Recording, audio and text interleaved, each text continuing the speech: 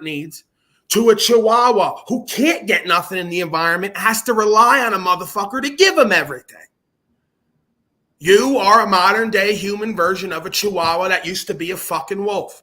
That's what I'm talking about. Epigenetically, you're inferior. A Chihuahua is genetically inferior to a wolf. If you can't figure that out, I don't know what to tell you. Your thoughts, expert panel? I don't like Chihuahuas. My aunt used to have one bite the back of my fucking ankles when I was a little kid. Oh my God, every time I went over there. Don't like Chihuahuas. Because it's a punk ass bitch, just like the slaves do. They come around a wolf like me and start biting at my heels. I go, listen, little Chihuahua, you're genetically inferior and all your best efforts are not going to stand up to who and what I am. You're playing yourself because I'm going to turn around and bite you and you're going to be sorry that you did that.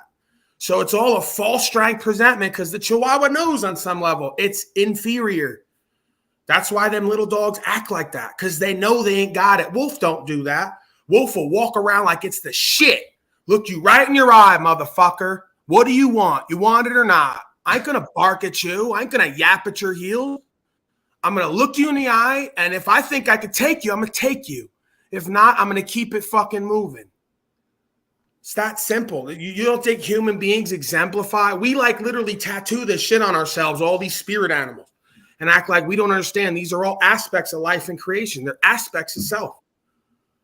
So, you know, there's a lion, a tiger, a wolf in all of us. And it's been shut out and denied, the primal, carnal, supernatural aspects of self, because it's dangerous to the real predators, right?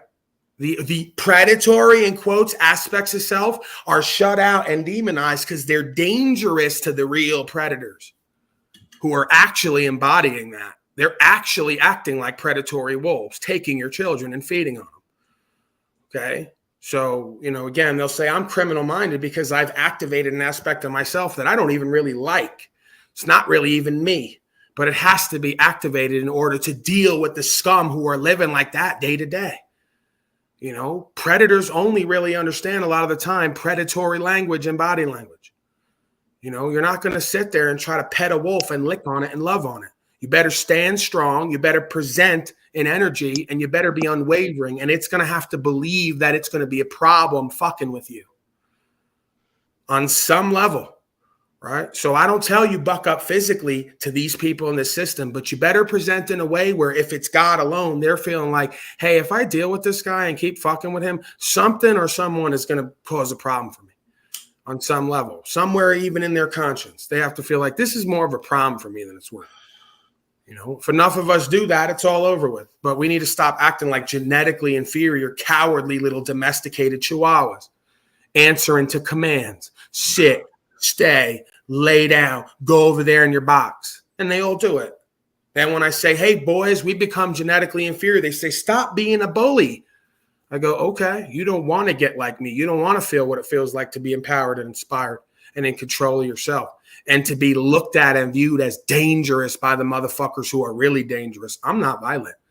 I'm not dangerous physically. Metaphysically, who and what I am, what I stand on, and how I speak, I am so dangerous to these predatory beings because they rely on you not speaking, not acting, right? Going along to get along, not calling people out on their shit. They thrive on the fact that you're loving beings like Talcott and the rest. Oh, you are all going to sit around and cupcake and love each other? Great. We're taking this place. Now what? Paul, you just brought something to mind here about a particular event that actually places in here about being dangerous. Years and years and years ago, when I was in the corporate environment, and I was actually at a pretty low level, and there was an incident. It involved some particular kind of safety. Okay. And there was one asshole that was like one of those supervisor guys, and just one of the typical assholes that had been there before and just was kind of like came along with the company kind of thing, but it was still small. And it was pretty well known over time that this guy was pretty much slowing down growth and progress in a subtle way, but they couldn't really take action. Nevertheless, this guy came and started complaining, saying that I was dangerous because I was pointing out a particular safety thing, right? And I was brought in with the heads of the company, and they told me what he said. And they said, no, but we agree with what you're saying because we all work here and we all want to be in a safe environment. And then he started to describe how this guy is just an idiot. He doesn't understand, some basic things about, chemistry in a gas and a liquid that could be a gas and all these, a solid that goes through a gas and etc. So, long story short, it wasn't too long over time till that guy was just gone. And I was in a much higher position, way above all that, or what I would have imagined at that time when I was being called dangerous because I stood for truth and what was right. And it was recognized by the people that valued that. That's rare these days, but it testament to what you're saying. So look at the slave down there, just like Hing Hong Boshene was one day. When you really got down to it. China and Russia are going to stop the export of sodomy and death soon. Okay.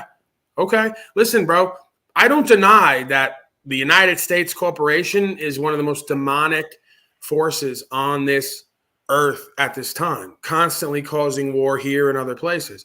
If you think the alternative is the lesser of evils in your mind, which is to have China and Russia run your life, good luck with that. Because, at least the people on this land and maybe some of the servants have the last vestiges of the cultural programming of doing what's true and what's right, God-given rights. Your Chinese, Russian scum don't even believe in any of that, from what I understand, culturally. A lot of the people do because they've been in evil so long, they've come the other way and had an experience because you can't stop the spirit from moving in people. So a lot of the people are coming out of it and realizing there's more to this universe, but culturally, you ain't got no place there to the masters. You start talking rights, freedom, principles, and all that, they're going to laugh at you and have you probably put in a box. It's coming here. So you want to go in reverse, right? The slavery is coming from all there here because we ran from there, here, all those places. Now there's nowhere to run. So good luck that now the slavery's come here, the mind control's here. We're perfecting it more than everyone else, clearly, with the war. And you want to run from here back to Russia, China, Europe, and all the rest. It's just ridiculous, right? The reason we keep running is because we won't stand on what's true and what's right on every land. So I'm not leaving. I'm not rebuking America. The United States corporation is not America. If you are an American and stand on American idealism, which is basically, again, just conscience-based living, voluntarism, in truth, causing no loss, injury, and harm, the republic, as they say, what they say it's supposed to be. Well, we have democracy now, mob rule. So, again, you're not going anywhere. It's not going to be better with China and Russia. It's a world government. You're a fool also. You don't get that nation states are just pieces on a board. Centralized bankers run them all. The Chinese are run by centralized bankers. Russia's run by centralized bankers. As soon as they don't toe the line, they go away, right? One of the reasons Russia is having a change right now is because their leadership apparently realized a lot of this, like they always do, like Gaddafi and Hussein. At some point, dude, if they put me in there, it wouldn't matter. All I have to do is see. After 20 years, I go, wait a second. You put me in. Now you're telling me to do this. You want me? I get the game here. They wake up. You don't think human beings wake up and realize, even at the top sometimes? Then they just whack you the fuck out and put in somebody else. So, yeah, Russia's going through changes. They've been for the last decade. They're realizing there's new world order everywhere. You folks are all demons. You want transgenders, children in the school, little boys wearing dresses, going in the bathroom. We don't want none of it, right? So because they said, fuck the central bankers, fuck the new world order. Oh, now Russia's the worst thing on the planet, right? So again, it's a chaos theory, spiritual game where nobody wins. Nobody wins. Because if we're not united in truth and values and principles as humans, they're going to do war on themselves and each other. They're going to pull us into it. And then the question is, how much are the people going to stay on the sidelines while they do world war and have to mitigate the results of being poor and broke and not having food and resources and all the rest of it? So, it's been the same game since the beginning of time. The people aren't involved in any of this. The heads of all these states are corrupt, run by the bankers. When they wake up, they pull away from the bankers. Then they start war on them. And then they do civil war and world war and get everybody back to the system again. So it's one big loop. You're mistaken. The nation states don't matter. The leaders of those nation states don't matter. If it did, we wouldn't be in this situation because you'd have 93 countries that all did whatever they wanted to do because we're all special and unique, and it doesn't work that way. It's the same system everywhere pretty much. They call it something different.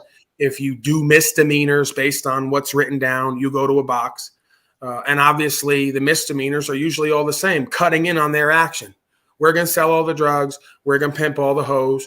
We're going to decide where the alcohol and everything comes from. We're going to decide who does trade where and on what lands. It's all the same game. It's Earth Inc. It's mafioso.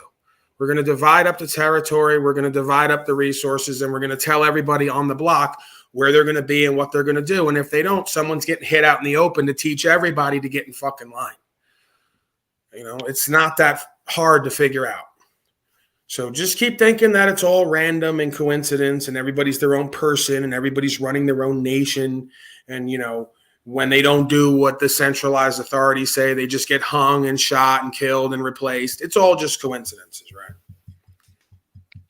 So, Paul, I might be going on a limb here, but when you look at what's going on in America, and it's not to be patriotic or nostalgic or anything like that, but you have to acknowledge the pattern that it's an anomaly compared to every other nation state previously. There's never been anything even close to this. And that's why it seems to be such a clusterfuck to most people and why it's so easily manipulated and deceived to most, because it is something so new. The concept of the people being sovereign and having God-given rights is really new if you look at history. People don't want to look at the deep history, but people didn't even have the concept. I mean, you only need to look to current day subcontinent, you know, the Indian subcontinent, to see a caste system of people that believe that their father, their grandfather, their great grandfather, their only purpose in life was to wash clothes for the upper caste. And they get purpose in that. That's their purpose. And they believe it to their heart and soul. And they'll tell their kids and grandkids to do the same because that's their purpose. Now, if that's not a pure demonic deception, I don't know what is. But the fact that what we've established here with our written constitution, our common law, our American jurisprudence sets us apart. And if people don't want to acknowledge this and want to pick apart all these other little, you know, insignificant details, right, that are attributes of all the other systems, why not celebrate the few things that give the people the power that really make this place a different place? The only reason we even have this is because when America was first colonized and a few free-minded individuals decided that, hey, this place is too big for them to keep it centralized. Duh. So they expanded in such a way that it couldn't be centralized. Then comes in the United States corporation, says, no, we want to divvy this up just like our European lords did previously generations. They're trying to, like you said, they're dragging it here. And now what's worse? You know, I've worked with people that have been from communist nations that escaped it because they were of that better epigenetics, as you say. They came from good stock and they're looking around and saying, this is nonsense. I'm out of here. Just like our ancestors did before they came to this country, obviously, because you and I and anyone on this panel doesn't look like they're supposedly indigenous to this land, but we've been here for generations, perhaps, our families. My family came here because they said, fuck this in the old world. And it only takes one generation. And they stopped talking the old language too, because now we're American. We have nothing to do with that slave shit. We're starting a whole new experience here. And now what are we doing? We're throwing it all away, going right back to where it came from, because people don't want to acknowledge the real power we have before us, that our ancestors sacrificed. They had this idea, like we're talking on this panel, and then it only took a few generations for people to get so comfortable to shit it all away and give it right back to the fucking slave master. So, yeah, I'm pissed. Can you translate any of this down there? Yeah, this game is coming to an end and will enslave elitist, drugged-up wolf in sheep clothing like you when they invade. How does that even make sense? How am World, I an elitist? In what sense? Like, I wear T-shirts, you know, I smoke blunts, I ride around in a Maxima, I advocate for individualistic rights, freedoms, principles, rugged entrepreneurial Americana. How am I an elitist in any? You are more of an elitist because you're literally saying you're signing on for the world powers to invade countries to kill drugged up people like me so you can rejoice. You ain't even got tinted windows, dude. What? The fuck? These people are really sick. I'm telling you, there's a lot of them, and they're really sick, and they have no idea how the world works. And all they know is there's bad people out there. I'm probably one of them. And when something happens, oh boy, is it going to be better for the rest of them. I'm a real boy now.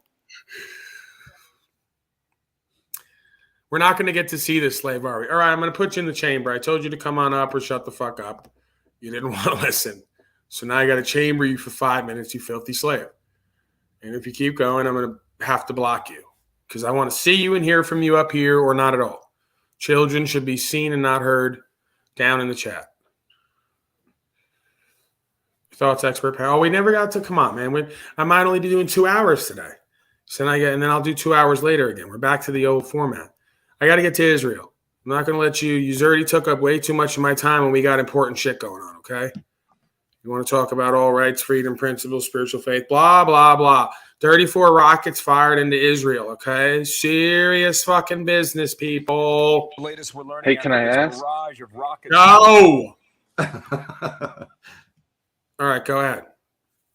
I was going to ask how many rockets Israel fired into like Palestine or the West Bank or. How dare you? How dare you accuse the darling Israel of attacking anyone first? You know as well as I do, they don't attack anyone. Brown people are always attacking them. Okay? Palestinians, to be exact. We have a special relationship with Israel. We don't have that with Palestine. You think I'm going to destroy that relationship for the likes of you, you hippie, you communist?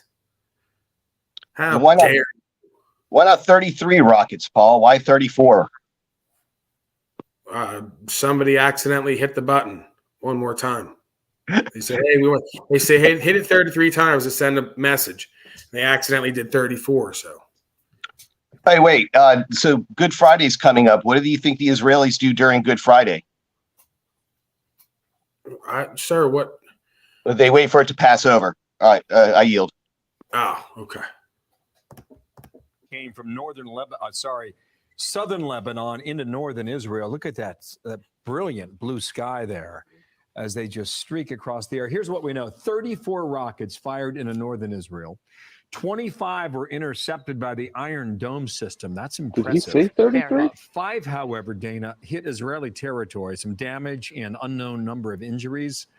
We're looking for updates on that. 4 still looking for impact from the rockets. The dome, huh? In short, we don't know. Israeli officials believe the rockets were fired by Palestinian factions. All right, I'm getting some new word here. Apparently, 33 rockets were also fired at John Vance's Thunderdome head, but his defenses knocked that down. So, it's good job, John Vance. John Vance's dome head has its own defense system. This is the Iron Dome, right? In Lebanon, that's important because they do not believe it was headed up by Hezbollah, which is backed by Iran. Now they've had trouble with. Wait a second, that little child Hezbollah shot them rockets. Yeah, I've been watching that little Hezbollah child on TikTok. I'm not believing he fired all these rockets. They're doing propaganda again. The past 2 weeks, okay, so that trouble continues. In the meantime, Iran itself, Dana, they're doing peace deals with Saudi Arabia. They're doing peace deals with the United Arab Emirates. They're a real force in this sector, along with Saudi and in the Middle East, along with Saudi Arabia. And Iran is being helped by China. Yeah, and the fact that the Israelis say that this is Hamas in southern Lebanon could be significant, which might suggest the fears of a wider conflict may not happen. Can I ask you about know just that? Yet, very early. Based on your experience and having been there and covered the war in 2006, it's about, what, 4:30, 5:30 in the afternoon there now. In your experience, do things get worse after dark or does it calm down? Yeah, it's a good question right now because the war was 17 years ago. And what happened during that war that was headed up by Hezbollah in southern Lebanon, what they had was what's called a Katyusha rocket. Katyusha rocket's very, it's low grade. You could be in your house in southern Lebanon, run out in your driveway, light this sucker, fire it into Israel. It had no GPS guidance system on it. So we could go anywhere. But we're 17 years removed from that. And the big fear in Israel is that if you give a 17-year advantage, what sort of technology could then you attach to these rockets today? And that's the concern. So breaking news from there. We will pay attention to that.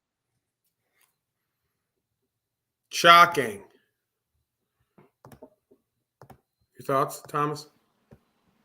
I didn't know our little friend from Russia, Chechnya, wherever the fuck he's from, was really involved in all that. Yeah, he's active, that little boy. Hold on, we have a visitor. Yeah, I like that 17-year wait for the technology. It's like, have they ever even heard of drones? You're like, what kind of technology could they come out with now? A rocket that only targets folks who wear small hats? I mean, if they're going to shoot them over there, they really don't care who it hits as long as it hits an Israeli. That's the point. Okay? We don't need any more technology. The rocket is good enough. Shoot it that way. These are very simple people, these Palestinians. They go, any Israeli will do. Shoot it that way. They don't think like you. Yeah, I don't launch rockets from my driveway either. You just see Tribe in the driveway launching missiles in the direction of China. I'm aware China's that way. I think in Don't these be places surprised. they're I've like done stranger targeting things. military or like regular ass like places that always get bombed. Like we can say we dropped 34 bombs, but you're not really bombing any targets other than military targets. Like they know not to keep it close to regular citizens or whatever. What, are you kidding? They always hit weddings, Thomas. They usually hit weddings and parties. I think you've been watching too much Hollywood propagated. Wow, this wedding's a blast, huh? It's a hell of a party. Yeah, I think Brian O'Shea's interaction with the police this morning might have been better. Brian, what is Brian O'Shea up to this morning? Yeah, he had an interaction with the police. Links in the chat. He's got it in the private chat. Here we go. Oh, no. Yeah, but I don't think he actually interacted with him, did he?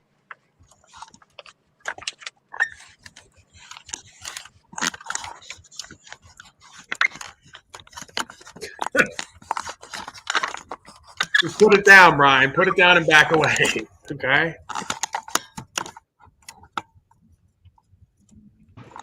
So you can tell he's terrified out the gate, basically. Is this in the past or now? Well, it ain't dark now anywhere. Who's that? That's a new divine feminine creature. Get up here so one of us can immediately hit on you and borderline do sexual harassment. Okay? Get up here! That's part of the sort of ritual here, the Enslavia Kingdom, much like at Donald Trump's Mar-a-Lago. Any somewhat attractive woman that we see, we immediately have an interaction with her, just like Stormy Daniel. Someone offer this woman cash payment for sex immediately. See what she says. Sorry, it's a Republican platform. I'm working off of now. Okay. It's just Batman. You been in Florida recently? No. You got your warrant out of there. All that, yeah, for not a big deal, man. All It's just a traffic offense. But yeah, man. Any other questions? I would just try to get that updated as soon as possible. Just because I'm not giving you a citation doesn't mean that you get pulled over in like Mesa, Scottsdale, wherever, and then give you the citation. So I'm like I said, I'm pretty lenient, especially considering your situation right now. Yeah. But what department you guys with? Gilbert. Yeah. Which one? Gilbert. Oh, okay. Yeah. Yeah. Wait a second. So they're like stopping you for warrants out of Florida. What are they going to do about it anyway? He's like, oh, I'm not. What are you going to do? You gonna call the Greyhound bus and spend $3,000 to take Brian O'Shea back to Florida, play games? Was it warrants? Yeah. Yeah. Okay. Sorry, I left. I went on with my life, and I'm not going back. So you guys want to pay the round trip fare? Have at it. Your thoughts? Forget it. Let's go back. Oh, my thoughts. Ingham. Yeah, because I'm thinking about going to a station sometime and talking about like other types of paper. Because some of this transporting like property from point A to point B, like with the registrations, like I don't know. There's some things I've been learning that I want to kind of bring up, or just I don't know. I don't know. What do you think about that? Like, how do you think the guys would think about that? Like, if I went to the police station, it's like trying to talk to them about kind of what I'm learning when you're transporting property, and like it has to deal with the plates and even like the license and insurance and different things like that. I've been sort of learning like as like that we both could learn about like what the laws actually mean. You know what I mean? Like, but this is different from this stop. But this is more. It gets deeper into like plates and like the like when you're off work, when you're not doing commerce and you're just transporting property. It's things I've been learning, like transporting property. Like just like everything, like me transporting this, like going to the store, like when you're not like in commerce, like do you need? It's like a thing that I'm learning of, like, do you actually need like the license, the registration, the insurance to like just transport your property? Like it's that, like I'm learning that it's kind of like just like a right that we have to transport property, like in our vehicle. You know what I mean? Like yeah. I mean, if it's your stuff, you can transport it. Yeah, it's more like a not a philosophical, but it's about the actual law of the registration. Is like, I don't know. It's something deeper I could get into later. But, man. If you want, we're just on 75th East Civic Center Drive. I don't know if you know where it's just literally not too far down the road. Okay. And then you can always go into our like there's a little roundabout, park out there, go inside. There's always a teleserve officer there. And then if you want to request an officer, you can request an officer. You can even call and have a sergeant call you back if you have like some deep questions that you because there's this YouTube channel, Paul and Slave, that's really where I learn a lot of stuff that I don't know, maybe you'd even be able to check it out sometimes. Yeah, man. A lot of people I haven't, and I don't know who that person is. I know there's a lot of people who tell me like, oh, I watched this on YouTube, and they've been steered wrong for sure, because laws get a lot deeper than just what YouTubers a lot of times think. Wait, can we pause it? Obviously there's thousands of laws, and even he literally said, I don't know who that is, but we've had a lot of calls about this guy, and they've all been wrong, blah, blah, blah, whatever the fuck. So it seems like he's already... No, you just made all that up. Rewind it fucking 15 seconds. This is exactly how I wind up in prison. Somebody brings up my name when they shouldn't have, and now you just heard him say he got... See, I didn't hear any of that. I heard him say he doesn't know me, but he knows YouTubers are constantly misleading slaves because the law, according to him, is so complicated and there's so many of them. Oh, it's not you. Okay, all right. I misheard. Yeah, so, again, another cop who doesn't understand the law versus legal, doesn't understand statute, policy, and code, doesn't understand jurisdiction, doesn't understand personage, doesn't understand natural person, legal person, doesn't understand federal code versus state and local. I mean, big fucking surprise. So there's thousands of codes and policies. They're so complicated and deep that don't even listen to anybody on YouTube because we're just dumb YouTubers. You're a police. You would know, right? And should he be using the word transporting his property? I'm sorry. No. Transporting means going from port to port. It's water language. It's not on the land language. It's water law. It's commercial law. Yep, it's moving property. Moving, gotcha. In safe passage, it's guaranteed. Keep it simple, stupid, basically. Affect or pull over, like those I have to be familiar with, because it wouldn't be fair if I pulled you over for registration and I didn't know anything about registration, right? Like, I know it's, yes, okay, if my registration's not up to date, you can pull me over, common sense, but there are other things out there that we have to educate. No, you're not making any common sense. There is no reason why someone would have to be compelled to register their property. Okay, and the fact that you think it's common sense that somebody could be compelled to take their property somewhere, put it in a book, and give it a number and a certificate means there's something wrong with you. Okay? I don't care what piece of property it is. Gun, car, whatever. They want to do it with everything. Everything you get in the public, you're going to register and have a bunch of paperwork with so they could take it from you whenever they want. They're regulating the individual man. It's ridiculous. Right, and no certificate is valid without a qualifying handwritten statement of intent signed in wet ink. None. Also, as Paul, you were saying before, is choosing if you want certain protection. So in his case, they said he has a warrant in Florida. He's in another state. And, the 14th Amendment says that no state shall deny any persons within its jurisdiction the equal protection of the laws. So if registration is supposed to be, the idea was supposed to be, if somebody takes my shit, yous can go get it back for me. You don't tell me you're going to take something from me because I didn't register something which is supposed to be a benefit to me. So you're going to hurt me and cause loss to me if I do something I deem is not a benefit to me? Ridiculous. But he has no business with this state. It's like, what are they claiming that he's in violation of in their state? He's from another state. He's not abiding by their statutes and codes of their state because they can't make him over for warrants. They don't know who's moving that property, right? And they just determination. Oh, we ran the plate. It says Brian O'Shea's in there, and he has a warrant. If it's wrong, you just took someone's rights on a presumption. So if they think they found him to be right in this case, but if you weren't, you can't do any of this under the foundations of the law. It's innocent till proven guilty, and if you don't have a reason to believe and articulate that a crime is about to be committed, you have no business with me or anyone else. Exactly. So probable cause. First thing is, when he pulled you over, the only reason you pulled over is because you thought there was an emergency. The first question is, well, what's the emergency?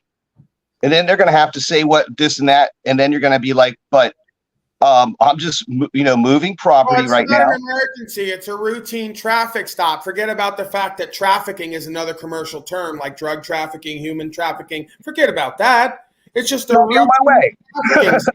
Okay, what am I trafficking? What? Common sense? What? Registration, traffic, huh? Yeah, nobody gives a fuck about words and terms and meanings and etymologies. And then when you tell it to them, the attorney scum, a couple of them have told me, oh, forget about the thousands of years of etymology. We don't use that. I'm sure you don't. I'm sure you don't use thousands of years of record showing a word means the same thing all the fucking time. Because you want to make up your own. It's called pimping and macking. Oh, no, sweetie, cheating ain't cheating if I'm getting blown right in front of you. It's actually not. But the point is, you get what I'm saying, right? And it was a wrong example because it's actually not cheating if I'm getting blown right in front of you. So they just make some shit up that makes no fucking sense, that has no ethical application, and go, you know what that means, right? Like, okay, when I go out to dance, you really know it means I'm going to get blown. But it's not cheating because I told you I'm going out to dance, which means I'm going out to get blown. And then the one sitting there going, huh? What? Yeah, it's like cult versus church and dedication versus addiction. You got positive connotones and negative connotones, and people really need to learn how to use that shit. Are you? Well, this is the law we're talking about here, right? And they're trying to impose these statutes and codes. And what are statutes and codes anyways? It's nothing but, and remember, what's written down is what matters. The reason they use Latin for the maxims of law is because it's a dead language. It's not going to change. It can't change. So what was written will stay. So when they come up with something so perfectly, these maxims of equity and such, they stick for a long time because they're in Latin, they don't change, and they get the same results every time they're applied. That being said, based on scripture, as it is written, so shall it be. I yield. So what are statutes and codes? How do they come about, and how do people give them authority? Think about the origins. The origins of statutes and codes are when they take our common law, which is the common laws of common sense, murder, kidnapping, all the crazy stuff that's been well established in, juries and judges over time. And there's no question about these are crimes. This is unlawful to do this. It's loss, injury, and harm, right? And those are established within common law because it's been practiced for so long. People have been under so much agreement with it. No, it's not about practicing it either. It's about it's in you, not on you. Okay? Right. Well, unless you're severely broken, like the majority of the world is culturally, where they chop off the clitoris of a woman because, hey, we've just been practicing clitoral games for our ego. I don't need to write it down or not write it down to ask that woman if she's okay with having loss and harm done to her for the men's reasons.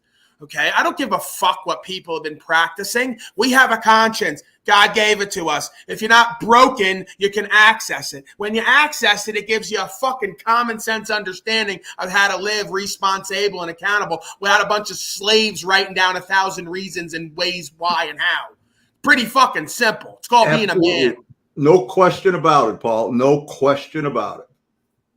And that's why we don't reinvent. Fucking being broken and confused that these people think this is all real. Like Jack says, what? I know why he says what is real, because he's become awake to some degree that this is all bullshitting games. He can't ascertain what's real from what's not anymore. Just like I say, you all want to wake up the slaves. Why? So they could be like Talcott, really feel and confused, scrapping and scraping for God. It's a good thing on one level. The other side is it could go really bad and wrong. If you don't know what's real anymore because you can't trust any words and terms in any experience in any group of people anywhere, yeah, it could go really bad and wrong for the being, right? So they wonder why I spend so much time with him and others like that, because I really do care for them. And I know when they see what they see but can't explain it to themselves and others, and their whole families left them, it's a hop, skip, and a jump from Talcott being thrown out of the post office to go and fucking postal, okay? And I know what it's like to be in that position of I may have been able to articulate it a lot better or a bit better, but it's the same deal. They called me insane and crazy and wanted me out of their hair. And if you let them, they're going to put you in a box and have you killed because you won't understand and believe the same thing they understand and believe, which is complete fucking nonsense. So exactly. And back to the origin I'm talking about here. And we don't need to reinvent the wheel is my whole point, is that there's the common law.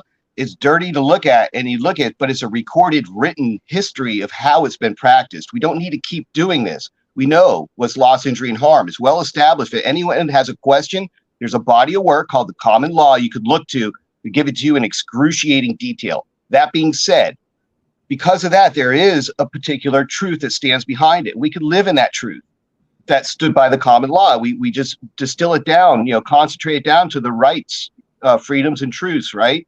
The spirituality basis of law and how it's codified spirituality in the best we can. That being said, they've taken that attraction, that power of the common law, stripped it of the letter, of the record, of the words, and rewritten them with their code using the power of the common law as their authority to impose their written codes and statutes on us. So it's a perverted sense of law in the fact that they've stripped it of the letter and rewritten it using the spirit of the common law. Do you get it? So but it starts with the religious school indoctrinations. It starts with the public school indoctrinations. You're teaching you all your life that authority comes somewhere outside of you. Comes from your parents, comes from your teacher, comes from your school, comes from their religious institution. They don't teach you the authority. The word, the author is with you, and the word is indwelling in you, and it's part of your conscience. They don't want you accessing true self-government. They want you governed by external forces and means and people, places, and things, and it's working perfectly. I've never had to access a piece of paper to check to see if I had done something wrong. I knew if I had done something wrong. Of course. Right, well, again, anybody who's brought up in any kind of way with any kind of ethic is taught very early on, hey, we don't do these things, we do those things. Not because it's what we do and what you do, because this is how you're going to feel and what you're going to get if you do or don't. So every being has it within them. They discover it, and then they pass it on down to the next people to avoid the same mistakes and the same shitty experiences. Oftentimes, children get the information, then got to learn their own way. Once they make enough mistakes, they go, okay, daddy was right, and they come back under the law. And when those mistakes are made, we're supposed to be able to express it through the elements of law, because the law is a way of us articulating and expressing that spirituality in a way that everyone, or for the most part, can agree upon or understand or comprehend in a way that it can lead to the proper action. That's the whole thing, is that there's a mismatch of concepts to the words. What we do here, I believe, is really dig down into the depth of the expressions that are there. And I notice a lot of misconceptions of words, the wants and needs. Do you know how frustrating it is when I've spoken with people and explaining, I know what you want, but this is what you need to get, your goals. And they're saying, yeah, but I want to do this. How about this one? What do you want to be when you grow up?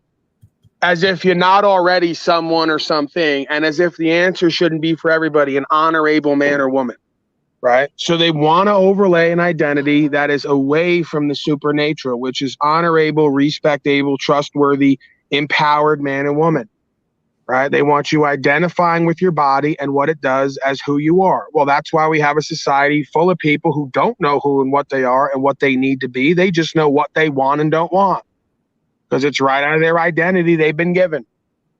And if you try to guide them the right path after they stray, you're a bully. You're toxic masculinity. No, you're running a cult. You're running a cult, right? As the ones who are part of the cult and running a cult are doing it, they say you're trying to lead everyone back to them true selves and spiritual faith and the Holy Spirit and common sense and conscience. Oh man, that sounds like a cult to me.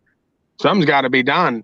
Well, folks who only get their power from the world and worldly things would see that as a cult, because it's going to take away all their power and worldly things the right way, through values, through true value systems. Once folks establish again true value systems in self and their community, all the nice and pretty women and things are going to go there and not to the low life infidels with worldly shortcomings and short versions of power, right? The quick way, the easy way, the corrupt way. Yeah, it's a matter of these ideas are implanted. You say, what do you want to be when you grow up? People are programmed with a particular type of response. It's not in the context you just said, Paul. It's always in a context of a material sense, right? And it's a imitation or a mimicry of others they've seen. It's not an imaginative, generative way of thinking, what I could be, right? I find that something where it's limiting, where they give you a set again, we're back to the digital, the binary, there's only a 1 or a 0, a duality. And a duality is another creation of man. Yeah, the dualities exist, but not everything is a duality. There's so much richness in between. That's really where everything is. The duality is once you meet that, you're in a state of inertia anyways, a zero-sum game. Life is more than that. It's generative as we go along, as we can see. Where do the cities come from? Where do the roads and all the things that we use and take for granted? Someone had to have had a vision. They had to have self-actualized that we want to see a ribbon of highway cruising across this nation. It's not something you take lightly when you really think about those kind of projects, railroads, waterways, Erie Canal. Oh, they had a vision, all right. One world, one race, and one marketplace of ideas and products and solutions. So whether they knew it or not, I don't see it as a coincidence. They have to pave over all the supernatural places to connect everybody, to rule everybody. Because if you didn't do that, you'd have a bunch of humans in their own communities, supernaturally living, not connected, all roads leading to Rome, to all their stores and products and services that make their life so easy and convenient, that takes their will and purpose. Yeah, and at the same time, it doesn't have to be that way. When you look at all the empty space there is, people are being... It doesn't have to be that way, but egoic, ambitious motherfuckers who work all day toward a vision that ain't theirs are going to create that every time. Dude, I'm telling you, so many people are gonna build all the cities. They're being used. Oh, we're gonna build the tallest and biggest and best and blah blah blah right out of the ego. And Shaitan says, "Thank you. Build another one. Stack it with a bunch more slaves. Corral them in." So, what's a concentration of something? Think about this. If you wanted to concentrate orange juice, right? It's not the concentrate you get frozen. A concentrated orange juice means you've taken the orange, you've gotten rid of the peel, you've gotten rid of the pulp, and you have just orange juice now, right? It's the same thing. The cities are a concentration of just the people that are worldly and corporate, etc. So they'll gravitate to there. It's concentrated, so it's going to have all those pipelines in there to supply it with the force it needs to continue to survive in that concentrated environment, which is artificial. We don't belong in a concentrated environment. We belong in a variety of an environment. We need to have people that have sleep disorders in our tribe, so that at nighttime when everyone's sleeping, the guy that's up all night with insomnia can hear the lion when it's about to attack the village and warn everybody to wake up and get ready. You can't even build a city, modern day city, without corrupting the planet and destroying shit. So just to create it, you have to destroy, right? Everything that has to be created out of destruction with no other way, as far as I'm concerned, is taking us away from who and what we aren't supposed to be, right? All the fucking heating and manufacturing and the elements have to be dug up and made, and the process is poisonous and toxic every step of the way. The creation's telling you not to do this. But your ego says more roads, more buildings, more products, more services, more lights, more glitz, more glamour, more things to celebrate, people, places, and things, celebrities, idol worship, right? It all leads to the same fucking place every time. Yeah, it leads back to the circular, back to the material, because you can't generate beyond that. You know, if you have a choice between 1 and 0, that's all you got. And when you go to the spiritual, it's infinite. You can't. It's incommensurable. It's no longer proportional or mathematical. So it's proper application of precision. You know, there's mathematical solutions for some things, and there's spiritual solutions for the others, and they shouldn't be mixed. Listen, you need an empire state built off corruption and toxicity to get all the slaves pulled there. It's the empire state, right? It's the state of the demonic empire, just like LA is. It's a hub. It's a lighthouse, right? They cast the false light out to everybody and draw in with their siren song all the folks who are going to be caught up in that false light. And they're going to take all their paved roads to them cities to become somebody and something and lose their true self in a process that is not organic. It's a cesspool, perhaps. It's and those pimping and hoe, man. It's pimping and hoe. And Shatad is the best pimp and hoe in creation. Think of it this way, too. Where in nature do you see a monoculture thrive and survive? Nowhere. Every environment has variety. When you see a city of a monoculture, people doing 9 to 5, working corporate, pushing money, and that's it, not growing food, not communing with each other, not doing anything other than that, it's a monoculture. And monocultures, by definition in nature, just do not survive. Nature thrives on variety and adaptability, and not totally relied upon an artificial environment to survive, which cities are. Well, like the person says down there, they're always using in all their entertainment, they use the moth, right, as their symbolism. They use it all the time. You'll see it a lot of places, just like they use the owl. It's all the same idea, occultism. Put a big city out in front with all the lights, and behind it is a concept and a process. Just like the godly process has something behind everything that we see manifest. So they manufacture instead of manifest. And then they get everybody like moths drawn to the flame to burn themselves up. Right? They know how this thing knows how your consciousness works. It knows how to get into the parts of you to draw you in and corrupt you and spit you back out with no time left.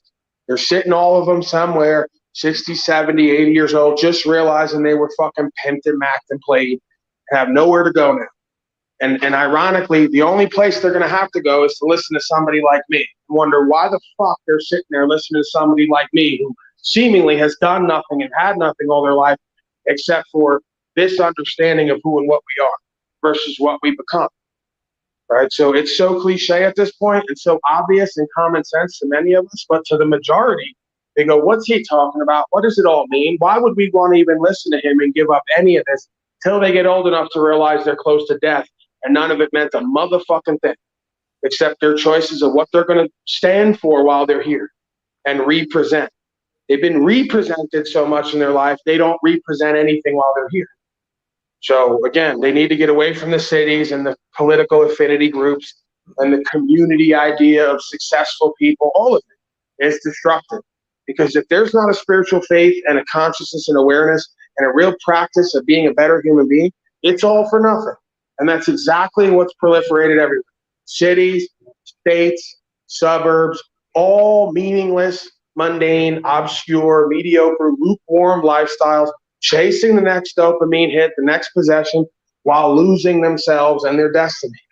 And wondering why their children now on some tranny's fucking lap getting told the story. Well, because you've never done nothing, been nothing, created nothing, or stood for nothing. It's exactly how it's supposed to be. For you to fucking learn. Do you want this or do you want that? And the rest of the the society, whatever you want to call it, the culture around us has been inculcated with these types of behaviors. So when you start to exhibit anything rational, like what we discuss here, of course, it's immediately met with the resistance they're programmed to do, just like a cult. A cult's programmed to take all the resistance. They prepare them for all the rebuttals they'll get when they go out to the people and they profess their stupid cults, right? But they've already been given all their defenses for it ready at hand, and it's easy to see how it's done. So couldn't you just say that the way that the schools and the churches are doing it are the exact same methods as cults? The only difference is that the cults don't wear hats or uniforms. Yeah, right. It's inversion land where everybody wearing the costumes are obviously running a cult, and everybody who's not wearing a costume, who's talking about God and spiritual faith and principles, must be running a cult. See, there it is. We're not doing it. It's them, right? It's all the ones that we tried to get who got away. They're running a cult. Look at them. They're bad, right? Paulie Boy's bad. He got away. He's the one that got away. We can't mind and heart control him. He wants to lead everybody back to themselves. He's got to be doing a cult because they're listening. They wouldn't care if I was doing it. They only care when folks start listening and becoming better for themselves. That's when it's a problem, right? So they're doing the actual cult, but of course they're not. They're just there for your benefit to help you. Paulie Boy, of course, he's the grifter. He's the cult leader. He's the devil, the terrorist, the extremist, because he's the one that got away and he's trying to lead you back to yourself, and then you'll get away. Pimping and macking, right? Oh, I'm not the pimp, baby. The guy across town is. I'm just daddy. I'm here to help you and keep you safe. Yeah, I beat you a couple times a week. Yeah, I take half of what you fucking make. But, you know, all in all, I'll do what I need to when the time comes. I'll go to war if I need to for you, right? You know, meanwhile, the guy across town might be telling her, listen, you're up under some fucking lowlife. He's using you and abusing you. He's going to spit you out one day, and you're going to be all loose with nowhere to go and no man and no family, and you ain't going to even have no money. Okay, so that's all the Social Security broken hoes at 65, 70 waiting around for a check every month because they can't fuck for daddy and the money anymore, and they can't pay daddy, and they got no energy and purpose left. So they sit at home all day collecting a check like broken hoes who used to walk the track, fucking for daddy. And they've never left the system. They all say, oh, I'm not going to do this forever. Yeah, 65, they're either still hoeing part-time for daddy, or they're sitting home collecting daddy's fucking check because he's giving back to him 10, 20% or whatever he took over a lifetime. Isn't that the definition of pimping and macking? They use you up for a lifetime, give you a percentage back, and call it security. You could have just kept it all. You could have fucked for yourself, kept it all. You never needed daddy. But no, he convinced you needed him there, right? And that you had to pay up that tax. He's going to give you a little bit back at the end, and everybody's happy. And he walks off to a mansion and you walk off to a fucking condo somewhere. Still in debt, still a slave, really with little to no resources, most of them by the time they die, and they can't figure out it's all pimping and macking 101, top to bottom. Their lack of discernment makes them easy to be deceived. And that's what I think is another thing is to inculcate into people. And it's a lack of discernment is built in. They teach them bad logic. They teach them false history. They teach them poor math. They teach them bad science in schools. And then they go out into the world and they can't make the connections that those subjects are supposed to build in your mind and see the numerical connections, the physical connections and such that are in nature. Instead, they use it reversed. They invert it so that you look at this formula and that's how nature should be. That's not how math is supposed to be used. But they teach that. They teach it backwards. Everything's the inversion of truth, which is the hallmark of Satan, isn't it? So who's running those systems when it has that hallmark all over it? Why can't people just call it out what it is? But no, we're doing bad things here because you got a panel of mismatched, whatever, misfits. And we talk about truth, freedoms, and spirituality and law in a way that nobody else can even touch. But they got the answers because they got the better uniforms and better production and whatever speakers. We got Talcott though. The part is, it used to be that at least old people would have to look forward to sitting around and watching their whole family every day. Basically, a whole community come through their vagina, or their nutsack. Now you don't even have that. You got a bunch of men and women usually alone somewhere because they couldn't make their marriage work, or acting like two children somewhere with keepers, right, for each other, and you maybe each other and a third. right? So like you don't have this community village vibe anymore where old people are taken care of by the community in the village and they get to sit around and look at what they've created, at least on some level. Everybody's off in their own hole, divided and disconnected, and can't relate to each other. And it's all by design. Old people can't relate to the young people now because they're both equally mind and heart controlled for opposite reasons, you know? So, yeah, I mean, again, when we get to the root back, all of it, I get back to the idea of the monogamy versus the quote unquote polyamory, as they now call it, as being the root of what they brought in with the religions and the state contracts to keep everybody alone and divided till the end, and not really having any village and community to look at and look after and have look after them as well. Yeah, you've got school systems and retirement facilities now, whereas both of those could be generated straight from the family, and you don't outsource your children and you don't outsource your parents. They wiped your ass. I'll be damned. You should be wiping their ass too. Right. But again, there's no actual bond created nowadays with these people. You see one after the other, they come up here, they can't relate to their sons and daughters because they don't have a common bond. So most of these people don't build trust through a lifetime. They break trust through a lifetime with their miscommunications and misunderstandings. So by the time it's time for you to get old, I'm already getting old. And why the fuck am I going to look after you? You didn't raise all that resentment start coming out. All that fear and resentment, lack of accountability, responsibility, all the shit you showed them growing up. Like, I don't want to be accountable. I don't want to be responsible. I don't want to deal with that. Right? You didn't really love me and care for me and look after me and give me what I know anyway. Yep, and I'm the same way. I'm the same way. You know, you've heard me say "fuck my mom and dad." You know, there's a distinct destruction of family foundation in a lot of us that we're never gonna overcome. You know, I cannot build a family anymore. You know, it was destroyed before I was able to develop my own family. My concept of family wasn't even developed. That's sad. Wyzard, I gotta say this. I mean, our generation's probably one of the last ones where you actually had people that had that 3 generations in one household.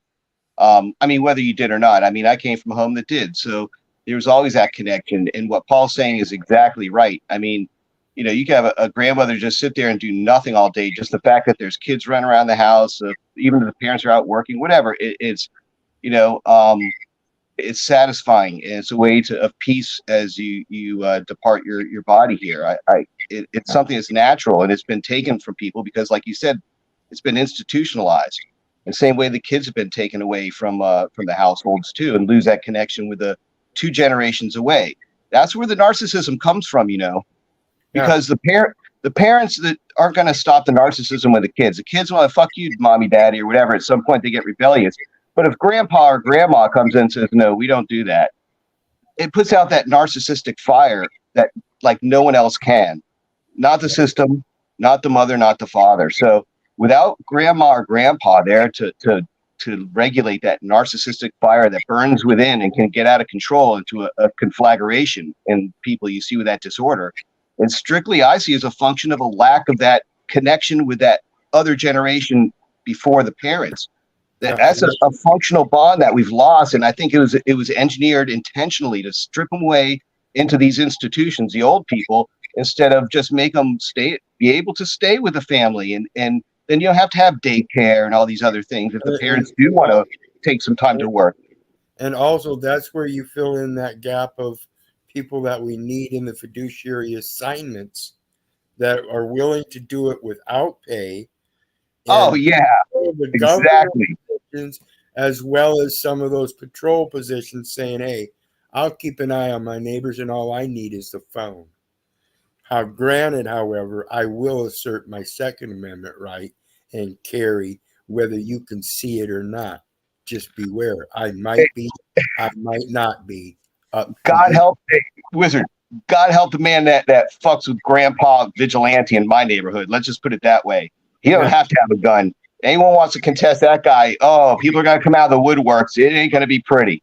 Well, some of the old tactics that people had of protecting themselves. The modern laws do away with the traps and booby traps and things like that, and so we've got to be very careful.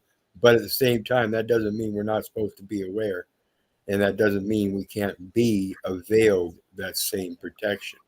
In other words, you can carry, whether anybody wants to contest that or not, that Second Amendment right shall not be infringed. Yeah, so it's simple, man. The cult, root word of culture, is about creating false identities, right? If you could create false identities and get everybody living through a false self, then there's no true trust. If there's no true trust, there's no true bond. If there's no bond, there's no communication. If there's no communication, there's no order. If there's no order, there's no community. If there's no community, there's no protection. Pretty simple. Well, in the spirit of what the founders, who whatever you want to call them, when they started this project here of America, was that culture was supposed to be a progression towards the expansion of personal liberties, and that's the purpose of culture. In this, at least in this land, it's supposed to be. We've lost that, of course, but if we could stick to that goal originally, that was philosophically put in there from the people that at least put in the blood to start this whole thing, I think we could get a lot farther than just standing on these codes and statutes and such. But it's a principle that we want to see a progression of our personal liberties. And liberties mean no loss, injury, and harm within our pursuit of life, liberty, and happiness, and protection of our property, disposition of our property. And that being the law of nations, as I speak of many times, otherwise known as the principles of the law of nature, the culture, the gathering of the beings in certain environments. That's your gathering. You're supposed to minister the word to all creatures, being the mightiest, and he takes care of even the teeniest. What makes you think he's not going to take care of you in that venture? I yield. All right, let's finish O'Shea here.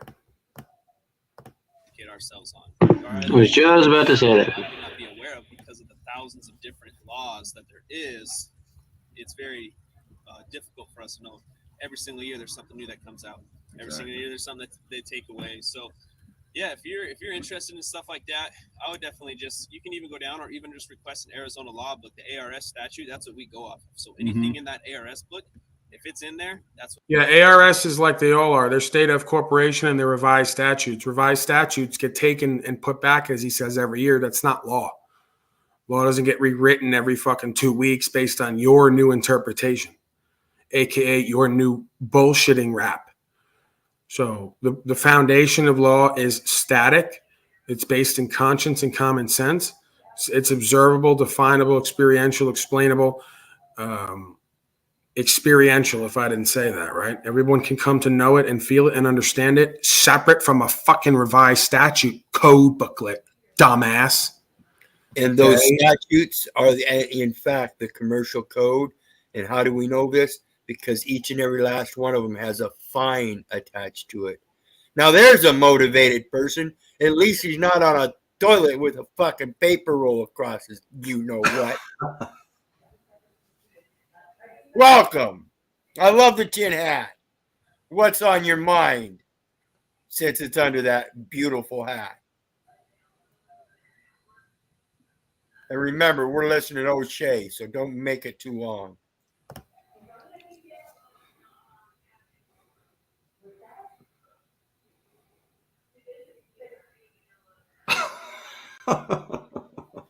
Fucking nose hairs. That's the best one yet.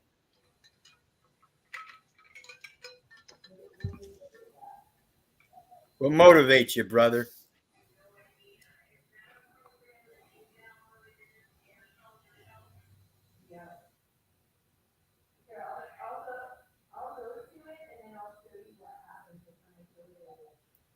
The tin hat motivates you? Is that it? That's what it looks like. You're all up in that camera checking it out. Yeah. You need some help, sir? Are you okay? You need some help? Do you need a wellness check? I think he's looking for a Faraday cage. Is this real, man? Right. No, maybe he's indicating he wants a leash. That's it. Right. He Let needs to every be American slave heal. right, and this is clearly a cultural slave. I mean, you could just tell by the look in his eyes and on his face. One You is could tell 15 by minutes. Yeah, you could tell by the gray skin, the dark circles around the eyes, the completely lost and confused, broken look in the eyes, the bizarre smile like somebody right out of a Men in Black. Excuse me, sir. Excuse me. Even City Hall gives you 3 minutes. Yes. The man looks like the character from Men in Black. You don't remember that guy? The guy from Men in Black who used to walk around with a bizarre smile, half alien creature. So that's him right there. Sir, did you ever imagine that your parents ever imagined that when they were in the delivery room that this is what they'd end up with? You know, they were holding a beautiful baby boy with all these dreams and images of what he would become one day, and this is what they wound up with. Do you think they're proud, sir? Your mother and father watching somewhere, looking at you. Do you think they're proud of their beautiful baby boy and how he's turned out? He's got his 15 minutes, and I think he's auditioning for Tin Man. Right. You know, no heart. Can't say anything. Okay, so I'm just going to get back to what I was doing, and I'll wish you well in your life. However that's going. Seems it's going well. Everything's working for you, obviously. Anything else I could do for you before I let you go, Mr. Tinfoil Man? No, thank you. Right, okay. So puts on a headset and mic, says nothing. I mean, maybe, again, he might be smarter than a lot of folks who come here. He might know that he has nothing to say, in which case there's no reason to speak. A lot of other folks who have nothing to say are constantly talking. I might be deemed one of those. So this guy might be the smartest fucking person in the room. Welcome, smartest person in the room. How are you? You know, I told you the story before, but I'm going to tell you again in case any of you weren't here at the time. I was so insane at one point, didn't like people, was antisocial, that I did something similar. And I just, if I went out in public, I took an empty sack and I would talk to that empty sack. And people would think I'm kind of like him and then just kind of ignore me. So, you didn't have to carry around the empty sack for most people to think you were just like him. I'm finding that out. Most people still ignore me. Back home. I mean, they got it. So back to Brian O'Shea. Screw him. Tinfoil hat would have done it, Wizard. Right. And that's what I inform people. You know what? If you just carry around like a Bible and a Constitution and a gun, it has the same effect nowadays. They think you're a damn crazy person. Absolutely. It sucks too because there's a lot of people who are like, "Well, I just watched this. He told me that like that. Like I don't like you carry a Bible, a gun, and a Constitution around, you'll be deemed a crazy person. That guy down there, he's the next social media influencer. They're going to give him $1 billion and put him on Twitter somewhere. Okay, you and I will get put in a cell. So I'm like trying to tell them, obviously we can't give them legal information. Like, hey, like you have to identify yourself. Like this isn't a trick. Like please identify yourself. And they're like, nope, I'm not. And they get arrested for not identifying themselves. Just like this. Like not saying that you did like a Travis style. Like something simple that they're like, I saw it on like. And I've had plenty of people like, dang it, man. Like I saw this on YouTube. And I'm like, I don't want to be a jerk, man, but sometimes you see the thing when you get a certain conviction in your heart, though, and you're like, well, I'm gonna sacrifice and go for the arrest. 100%. Like I know that's not what I want to happen, but just for like the greater good of you, even like I'll get arrested to show you how far I'm willing to go for what's something I believe in. You know what I mean? Like 100%, yeah. And I mean, and that's that's ultimately we nowadays everything is right here. It's all recorded. Everything is videotaped. Everything. Everyone's got eyes on us. I'm not saying there are some police departments, maybe in East or West, wherever, that they don't sometimes have body cams, or there's some things that they do wrong, but it's picked up on immediately. Like somebody will get their hands on that quick nowadays. You know what I mean? So for us our margin of error is so little nowadays. You know what I mean? And a mistake on our job is not like a normal job, right? Like we can go to court and get sued civilly, not only that, criminally, and do time behind bars. So we have to make sure that everything we do is by the books. There are some people who don't feel confident in the gray areas that they work in, and then they find themselves now having to be like, ooh, I didn't feel super confident in that, but I made this decision. Now I got to find my way out of it. So there are some cops that work in that. For me, I don't work in it because I don't feel like getting trapped up in that. You know what I mean? Like I like, hey, this is what's wrong. This is what I'm doing. You know, and since I've been working for almost 3 years now, everyone that I've arrested, I haven't felt that they felt like I didn't do that. Obviously, everyone's innocent until proven guilty, but I've really good rapport with people. And like I said, we're always on camera. So if there's ever a time like in your past, present, future where you're like, I know that this is wrong, always request our body cam because everything is recorded nowadays. And then you can obviously get an attorney.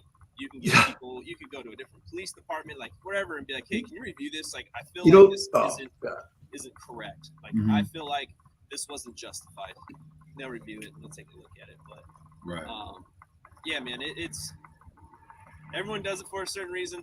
My reason isn't to try to hem people up and be a jerk. You know, it's out there to get people who deserve to be held accountable for their crimes and hold them accountable for that. So. What's your first name? Bryson. Bryson, Brian, Yeah. right? So Can't spell Bryson without Brian. yeah, there you go, man. Other than that, man, any other questions, Brian? No, I'm good. Yeah, I appreciate it though, man. Yeah, man. Yeah, All right. no problem, man. You have a good All night. right, you too, Bryson. You actually can spell it without that because Bryson has an O, not an A, but it was cute. He's testing his intelligence, and he Right, proved we're it. not going to hold your illiteracy against you, O'Shea, in this moment. It was very cute, you flirting with Bryson there. Typically, the officer is a good man if he'll give you his first name. It's one of the tests. He's a fairly good man. Again, good man is a loose term because no one who cannot ascertain right from wrong objectively is really a good man. But he wants to be good, probably good-hearted, got good intentions, just confused. But typically, when they give you their first name separate from Officer Jerkoff 0115, you're talking to a man or a woman when they give you their first name. Because that's how men and women talk on a first name basis. But if you ask them their name and they say B Johnson 0035, you know you're talking to a fucking robot slave. Okay, Right, so might be a good guy, but they probably a pretty shitty person. And that statement he made where everything's video recorded would have meaning if he immediately handed you a flash drive and say, here, this is a copy for you should you need it in defense or something like that. But they have control of the video and they take it back to the station and do what they want with it. Yeah, So, if they really had a case, have a QR code on the ticket that links to the video file so that Something everything's like that. right there on it. And It should be immediate, though. You should have it immediately, not days or months later. No, but you hear what I'm saying? If they really wanted you to have it, they could just put a QR code on your ticket that takes it to a link to download it at your own convenience. You know, that would be fine, but they won't even do that. They won't even do that. That tells you. Walk away with it, though. I mean, I don't trust them that much. And John, I get it. Why can't they at least do that? Why can't they at least give you a link to it one way or another? That would at least be something. I agree. That's very telling that they won't give you a link. I understand they won't hand you a physical thing. I mean, that's asking a lot on the side of the road. But the fact that they can't give it to you and have it, not that you have to demand it, but if they're pulling you over and saying you're going to be held to this and that, they should throw all the evidence to you along with the wet ink signature with your contract to pay the bill, etc. That stuff goes to the cloud now. And again, if you remember in a video a few days back, I mentioned that Google was developed in the cloud. They own the cloud, and everybody else that uses the cloud has a subject contract with them. So again, through the FCC, the security instrument or security certificates for each keystroke, every timestamp for everything you put out, it's all collected immediately. And if you're part of the originators of that content, guess what? You get a claim to it just as much as they do. So, Wyzard, are these body cams, since they upload them to like Axon or one of these other third parties, would those be considered data elements that could be subpoenaed? Correct. That's interesting. I don't think anyone's tried that yet. Their direct intent in an investigation is get your name and birth date. And But of if they course, create those records and they're making them difficult to get through their own FOIAs and such, or putting prohibitive costs, you're stating that as data elements, you should be able to just subpoena them. right, and that's what you do. You subpoena them, subpoena duces tecum to correct the record.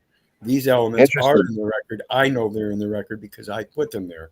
I'm sorry, but that was an accident. It was continuous and repeated exposure to the same events where I ended up having a liability placed on the record, and I never intended nor expected to. And by the way, I'm insured. Social Security, the number on the back. Have a good day. And those are in your those UCC code. I think you went over that in your stream yesterday, didn't you? That particular one of the data elements, or was it the day before? One of those recent. I know you did. So that's interesting that came up, but I yield. Yep. All right, let me finish this. I'll see you later.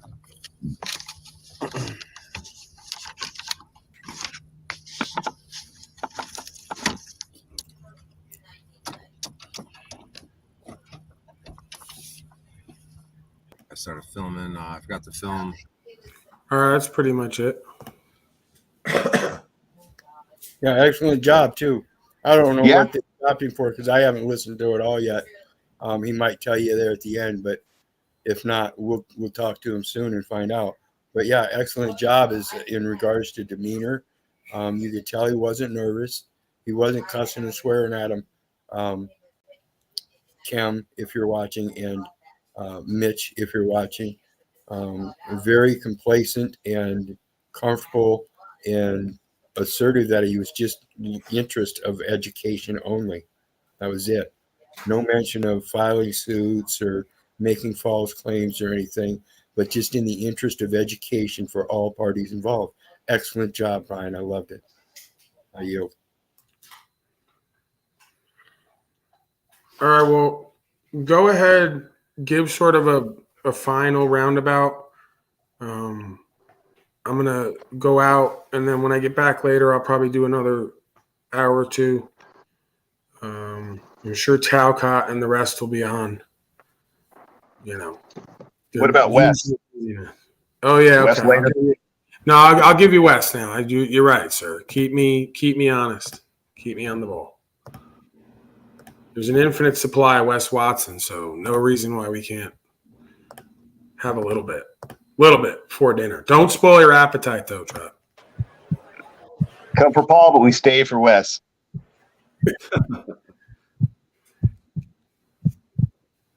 In the penitentiary and on the street, the same rules apply when it comes to respect.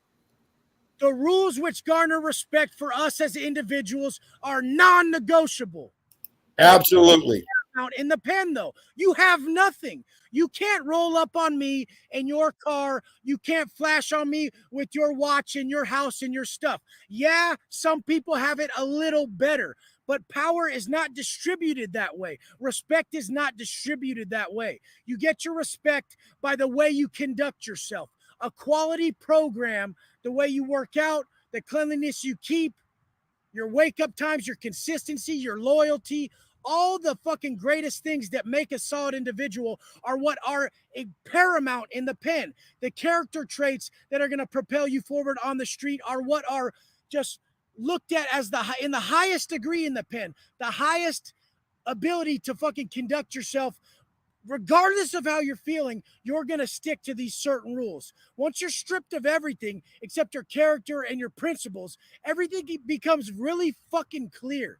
So you get to see who everybody is. There's no hiding in the pen. You can't just all of a sudden say, I'm not going to program today. I'm not going to work out. I'm not going to yard. I'm not rolling with my people where I need to go because I don't fucking feel good.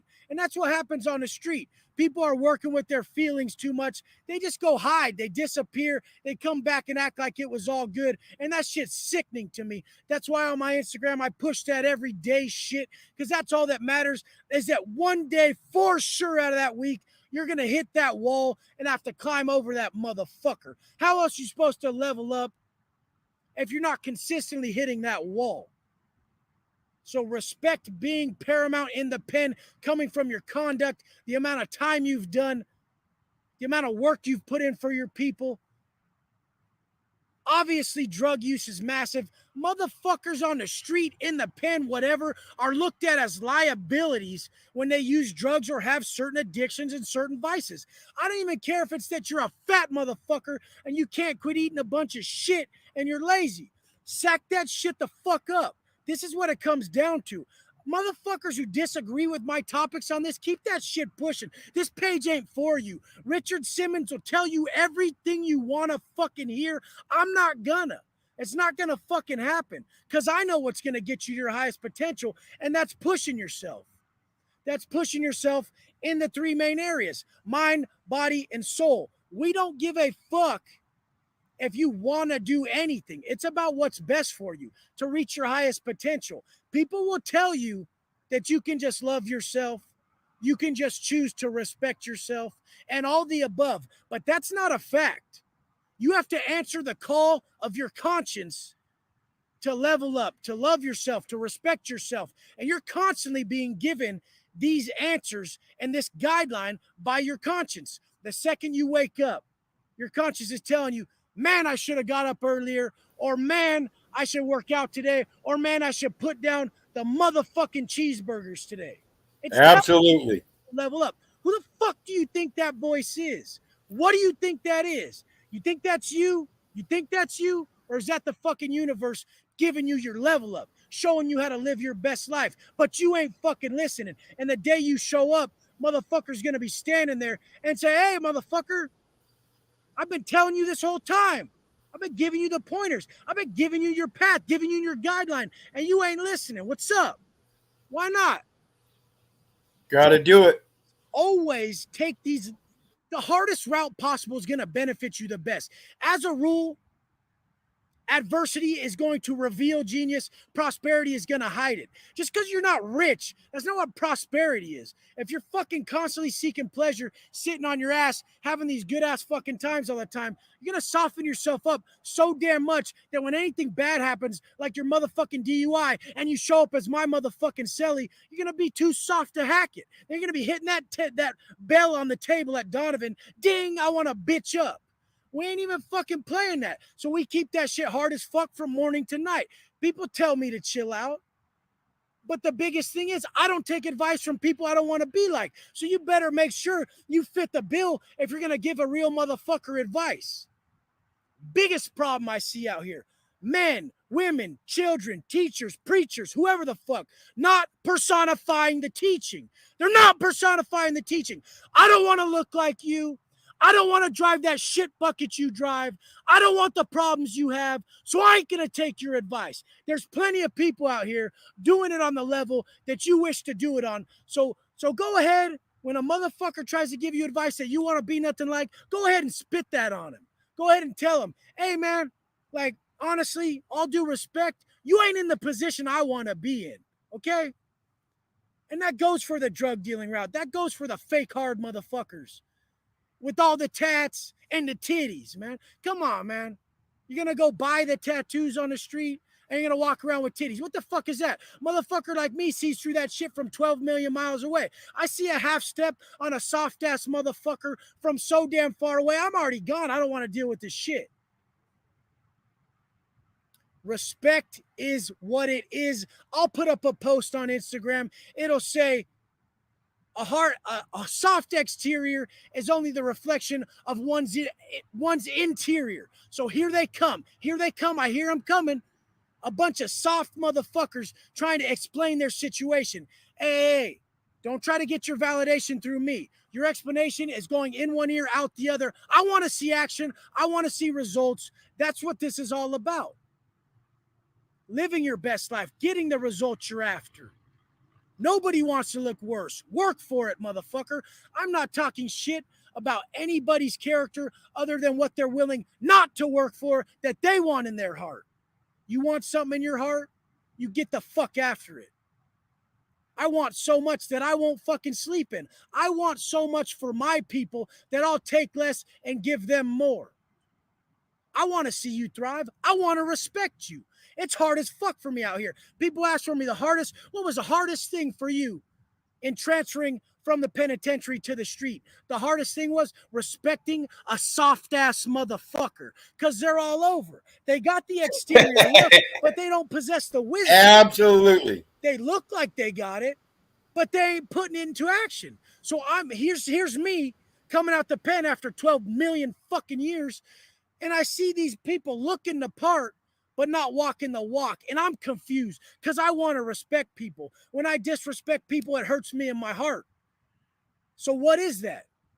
I automatically have to level them up so that I can respect them. And all you guys that follow my program, all you guys that message me in the morning and say, hey, Wes, roll call, homie. I'm up, homeboy. Let's get these fucking bars. All my respect to you guys because you get it. You get it that there's no bitching and there's no hiding. Not even out here. And the real ones don't want to hide. They want to step up. So when you get the fucking chance, when you fucking get what you wish for, don't fucking fall victim to this scenario. This is what's going to happen in life. You're going to get exactly what the fuck you wish for. And then you're going to get the equal distraction. And the equal distraction is always going to be your motherfucking greatest weakness. You're being tested by the universe at this moment. Which one you going to take? What you really wished for your whole life? Or that equal distraction, your main weakness? Don't fall victim to the weakness. You'll fuck everything up, and that's when you really get taxed 10 motherfucking fold. Don't fall victim to the weakness. Don't get down with the sickness either. Heavy words there, man. You got to live that. I know what he's talking about. I'm sure you do too, Wyzard. I mean, there's a period of your life, if you made it this far, that you had to have either lived that or you just been beaten to hell, because at some point you learn that discipline, that roll call and everything else he's talking about. If you ain't there, no one's there to check on you. There's no forgiveness. I mean, you either do it or you don't. And if you don't, you're going to suffer some consequences. What I've been through in life, not just this cancer, but all the other things throughout my entire life, ain't no way in hell anybody can beat me anymore. I've been through so much. I know you can't beat me. And you won't learn it any other way than to do the hard work first. Yeah. But you can't beat me. One way or another. I mean, it's best. I always say it's best to learn from proper instructions, because if you have to go out there and piss on the electric fence to figure it out, it's painful, right?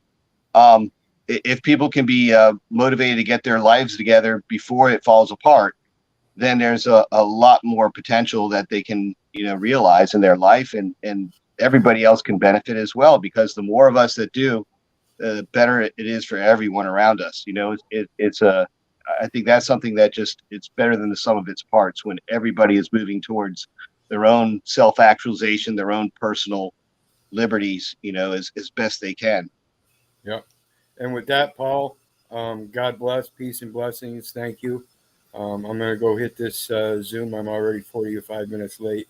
But you guys have a good one. We'll see you again next time.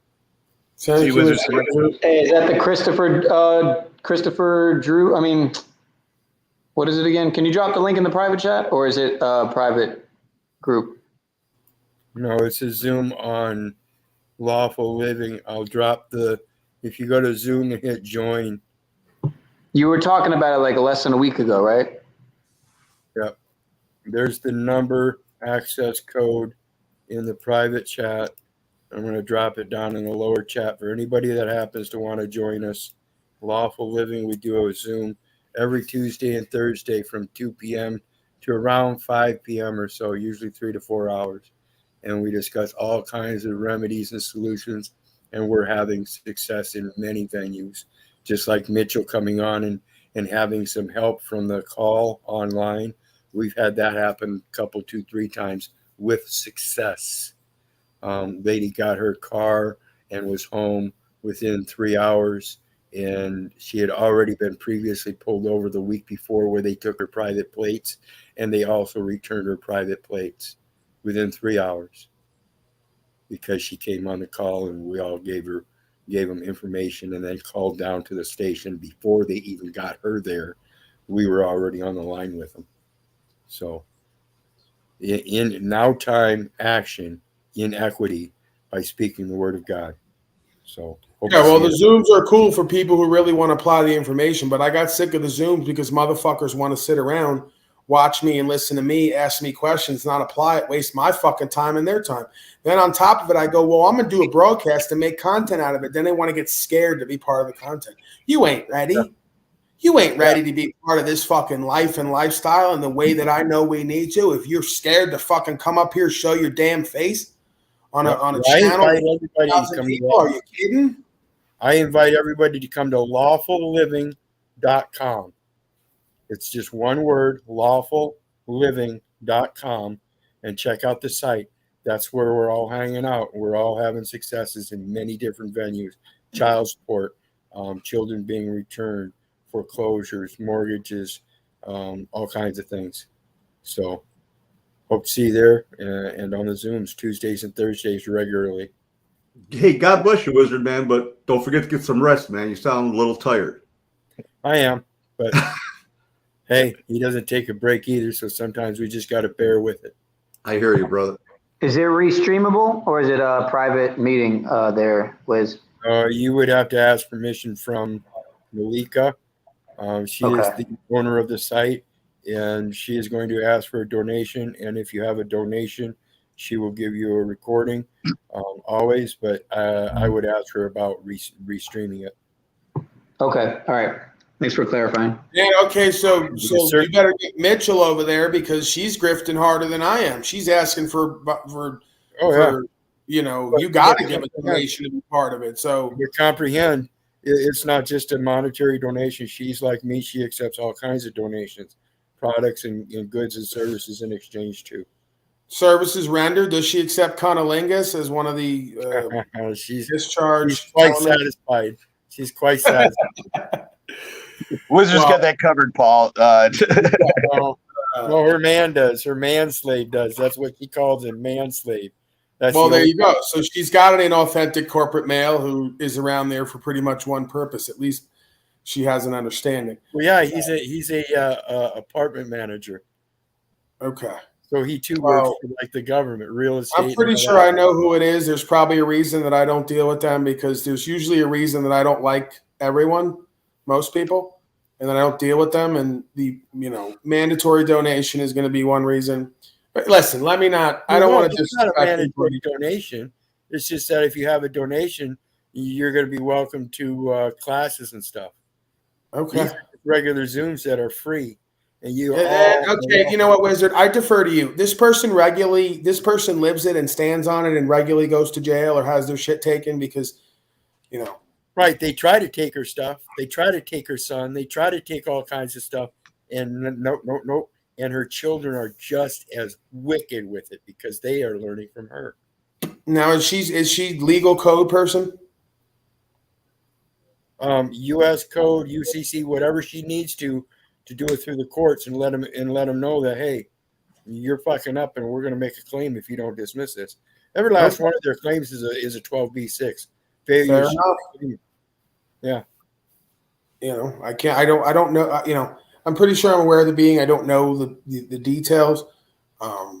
It's just, again, I have, I guess, like they tell me, a very high standard for who I deem. I'm not even saying I look at myself and even, look at it that way, one or the other. It's just there's certain strengths and weaknesses where somebody has to hit that mark. And pretty much it's sort of very low level, base level. I hope you would at least come check it out because I don't know that it is the person you're thinking of because she goes through and explains in detail all of her writings and everything.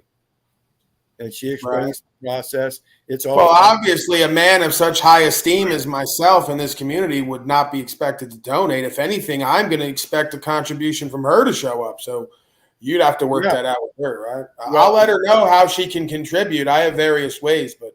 Well, like I said, I donate, but it's not monetarily. She accepts donations. The way I donate is all the information I provide. I'm sure you could come on and establish that kind of critique by just opening your mouth, and I'm sure she would be in awe as well. Talcott, please don't jump into the lake. It's going to be okay, Talcott. Anyway, First of all, you're not going to die from that jump. We'll see you later. You're not actually going to end it all. It's not high enough, and we're going to have to get you out of there. So please don't jump. I hear cackling behind the thing. No, I came over. Can you hear me okay? Yeah. Yep. Hey, I'm sitting here. This is beautiful Lake Coeur d'Alene.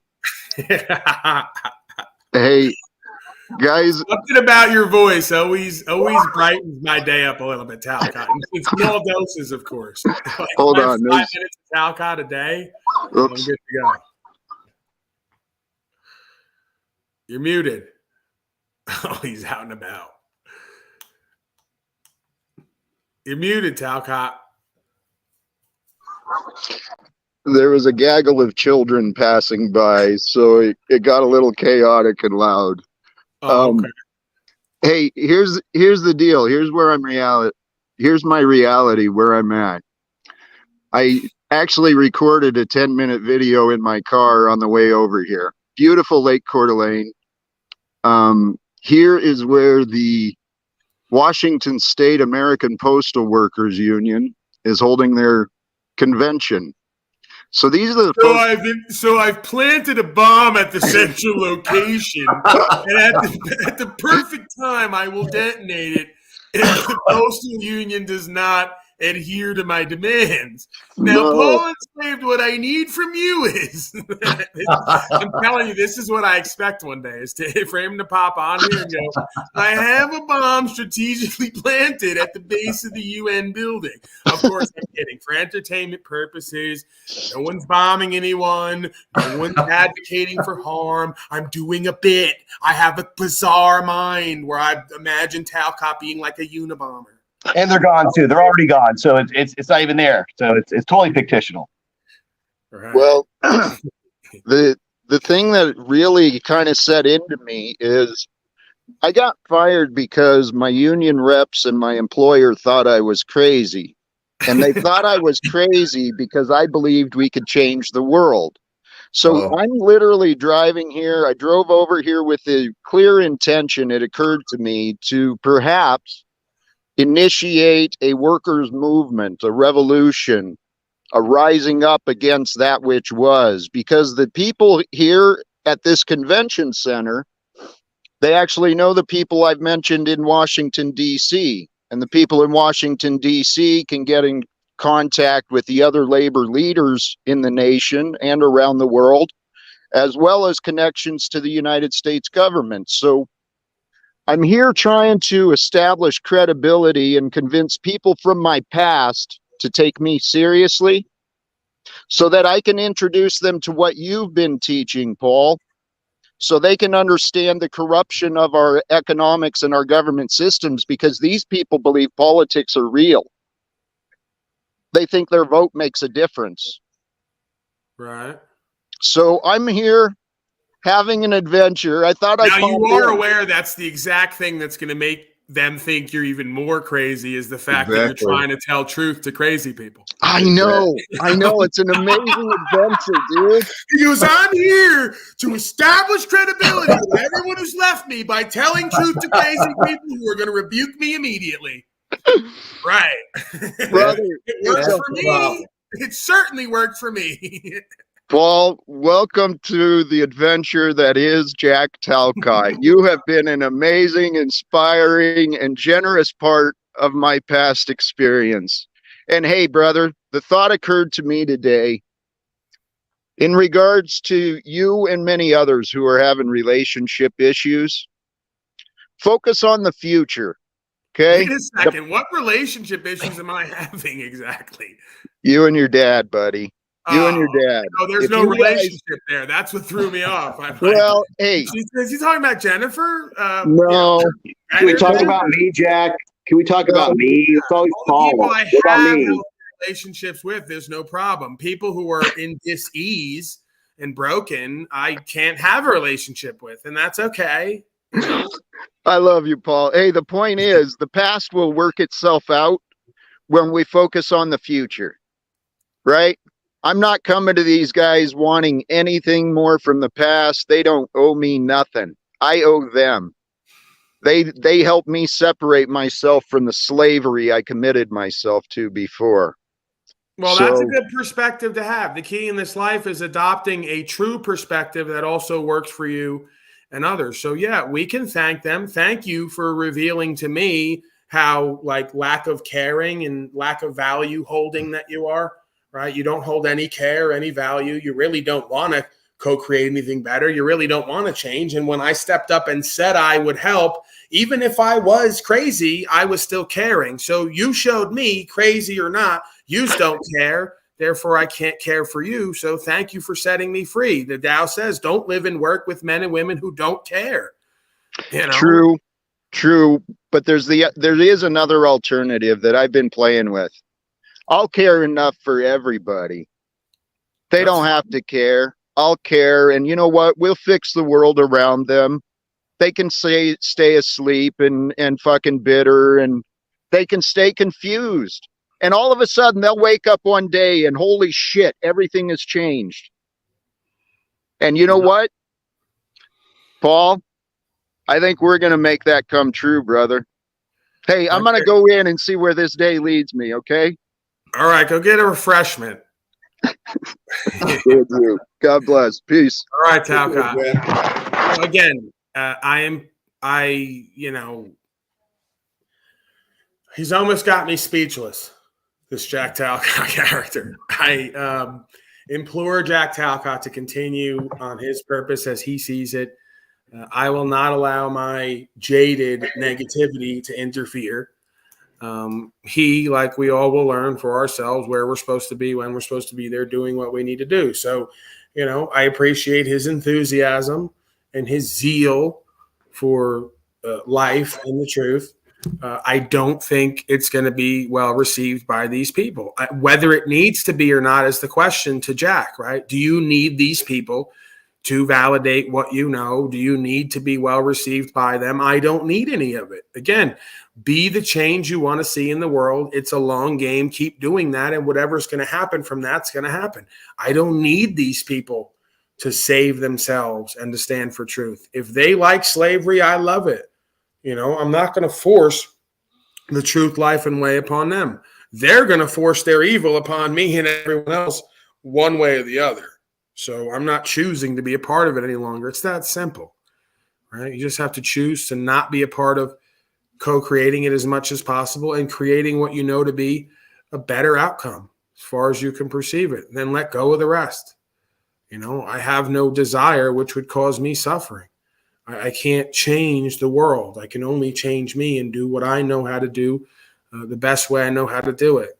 And whatever's going to come from that long term is going to come from that. Whoever you're going to change along the way based on speaking and living the truth is going to happen along the way, one at a time.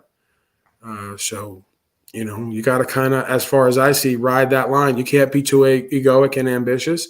You can't have an expectation that leads to a setup for disappointment that leads to you choosing your own suffering. Just be the best example you could be. Speak that, live that, communicate with others, help others to be that. And then whatever it's going to be, it's going to be. All right, let's go final words, folks. Let me wrap up. I want to go eat something again. Yeah, that was my plan, too. I was waiting for you to finish her. Great talks, guys. And just a pet peeve of mine, Tribe. Let's refer to children as children and not kids. Kids are baby goats. Just there you go. Just something that bugs me. I mean, do what you want, but same, John. No problem. Thanks, Paul, and I'll catch you later if you're going to be on later today. Thank you. Good talk, guys. Talk to you later. Kids are still better than what the leftist trannies are calling them now, which is laptops. Right? That's very. Is that a joke you just made up? Or are you serious? I just off the top of my head, right? Usually a laptop. That was a good one. But yes, a leftist, it's a child. You might want to read him a bedtime story. Not your own, by the way, of course.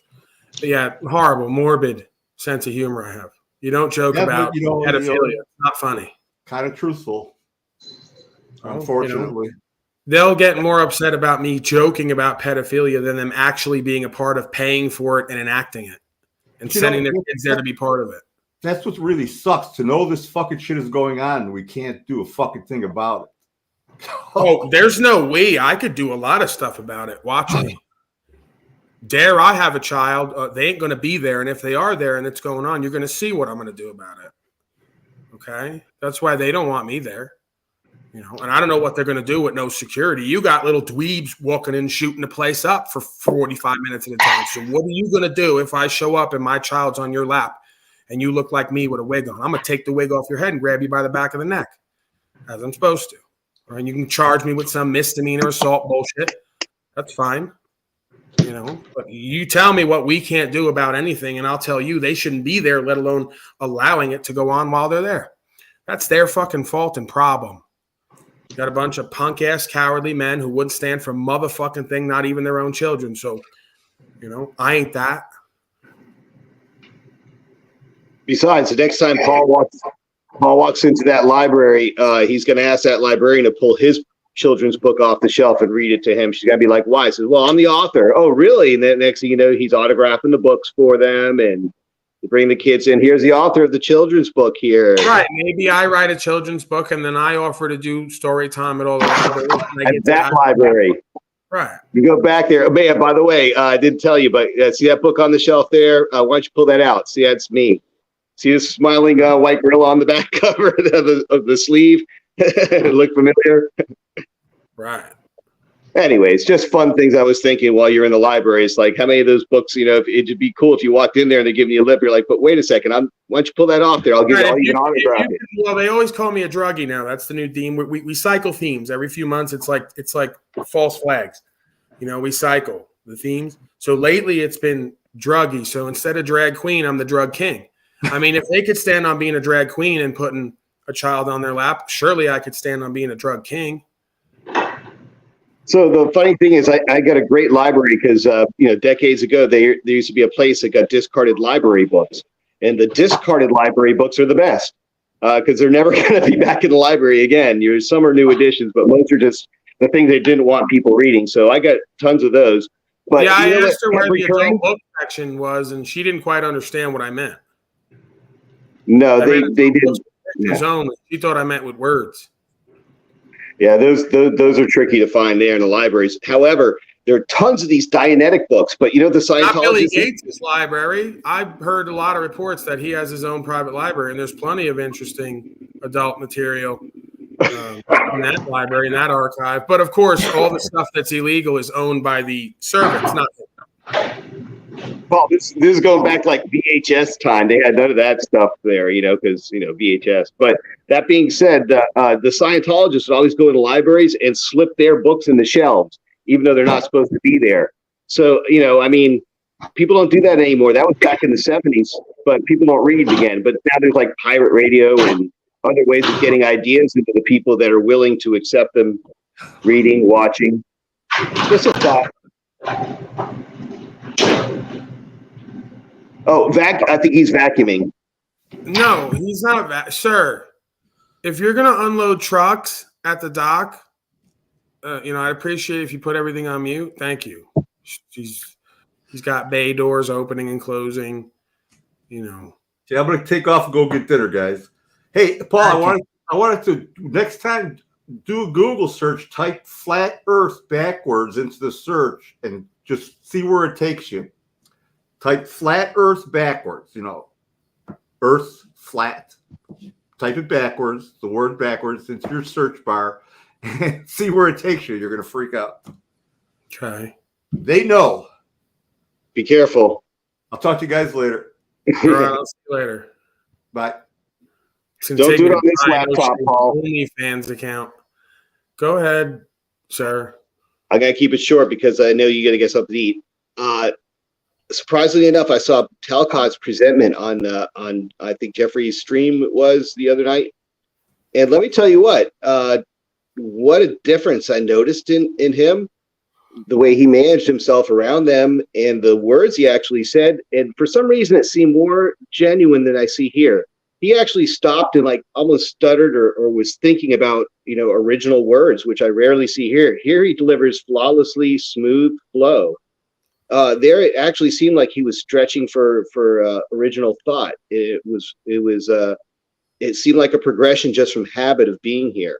which is something people need to think about too, is that, we are our habits and what we do regularly. So talking about rights, truth, freedom, spirituality, and then applying it day to day, I can see the results of my life. I think I've talked with you about in the panel, and I can see it now in Jack. I noticed this, that perhaps he is getting ready to deal with these people, because the gauntlet of Paul Enslaved is like none other. So he's made it this long, and he's still standing. He's still able to have his integrity. So who's to say? I think, he might be surprising himself and us in the end, but it's only because of your due diligence, because, geez, no one else has this patience for how many months, Paul? Well, I don't know about anybody else. I don't need to. I have my reasons for why I do what I do. I like to believe that obviously they're constructive reasons on some level, and then it brings value to everybody involved on some level. So, we'll see where it all goes. It's a long game with me. I don't plan on leaving. So, what else is there to do between, giving the same cursory common sense, common law understanding and spiritual faith, and observing and reporting on the people, places, and things that we experience with. So, I see bits of growth here and there from different people. I see bits of different application and different understanding coming through. A different way of sort of formulating one's presentment. So, they may not see it. I see it. That's what matters to me. And I think that the more that you love someone like Talcott, but also make him understand that certain things seem to be true to you, right? And then let him play with it. Let him experiment like we all do. I don't tell him it's got to be that way. I'm telling him that's the way it's got to be for me at this time. May change in the future. You come to a different understanding that works for you and others, have at it, But until I see that, I'm going to hold fast to what I know to be true enough for me at this time and what works for me and others at this time that I see results with. Well, salute, Paul. I don't want to keep you any longer. I know you got to eat. All right, get the hell out of here, tribe. I'll see you later, buddy.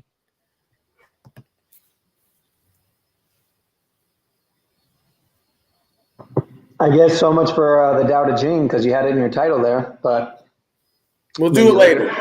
Okay. Do it live. We'll do it live. Fuck it. We'll do it live. All right.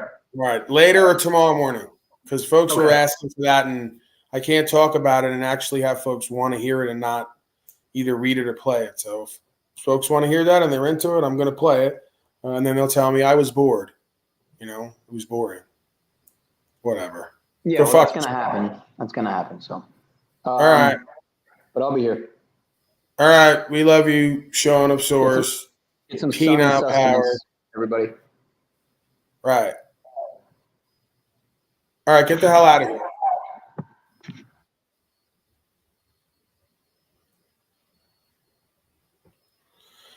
All right, folks, another one in the books. I presume I'll be back later for at least an hour or two. If not, tomorrow morning, as always. If not, we might have to travel tomorrow. I don't know. I'm on the fly here. But I will be here to give myself away, to give away value, to receive value in different forms. It's part of my process at this point. It's part of my habit to create success in the moment and in the future. So, look for it if you're into it. If not, again, go fuck yourself. It's okay. We have freedom on this land to go fuck ourselves anytime and any place. I'm going to retain that. All right. Thank you, Nibs, Brian O'Shea down there, Fire Drake, Talcott Express, Shelly, Eric. Thank you to the folks who continue to contribute and support me and the channel, as they say, allowing me to continue to be here for you folks and, create a living, I guess. It's a dream and a blessing. I'd rather be doing this than being a filthy pet code following, tax paying slave, and I wasn't going to do that anyway. So I guess this is all there is for me at this point. But that's good enough. All right, I'm out of here.